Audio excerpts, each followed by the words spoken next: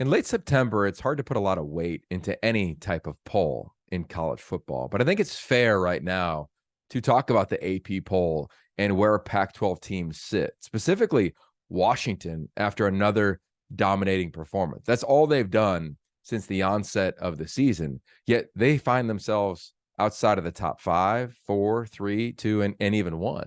And I think when you compare teams, because that's all we have right now, because there's no head-to-heads and everybody hasn't played the best in their league yet. When you look at Georgia, Michigan, Texas, Ohio State, Florida State, or Penn State, they've all had challenging games. Some have won dramatic road games. I get all that. But none of those teams have played at the consistency of Washington.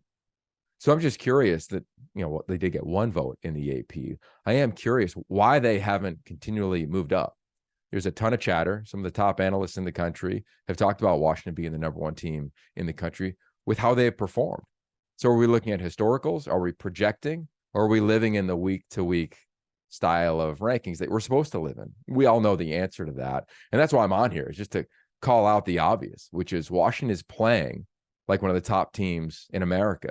Not just top 7 teams or top 10 teams, but one of the top 4, 3, 2, and even 1 teams. So I'll be curious to see how things shake out as the season progresses.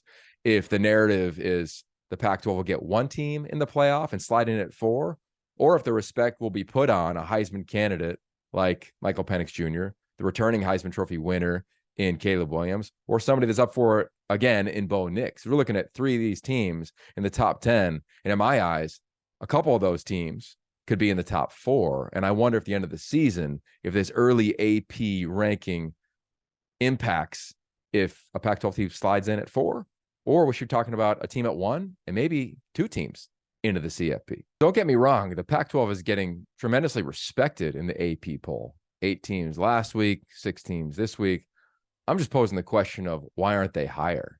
I get the quality of wins that Florida State has had. I understand, of course, the quality of win that Texas had against Alabama. You could argue it's one of the best wins in the last couple of years in college football on the road. But I'm talking about consistency of performance. And I say that because all of these teams in the top 10, there's one commonality in the Pac-12, is that all 4 of them play each other this season. Doesn't happen in the other leagues. Everybody doesn't play everybody when you're looking at the best that every conference has to offer. So I'm just posing the question. Yes, the league is respected and well represented, as it should be. Nobody's questioning the strength of the West Coast this year. It's the strongest it's been in 20 years, and it's clearly been the strongest top to bottom in college football this year with all the teams that we've referenced that are ranked. My question is why aren't they higher? When you watch the games, why isn't Washington higher? When you watch the game from Oregon, why aren't they higher? And that'll be fun to see how this thing plays out. It sets up the national narrative once the true people who are deciding the playoff get into a room in late October, early November.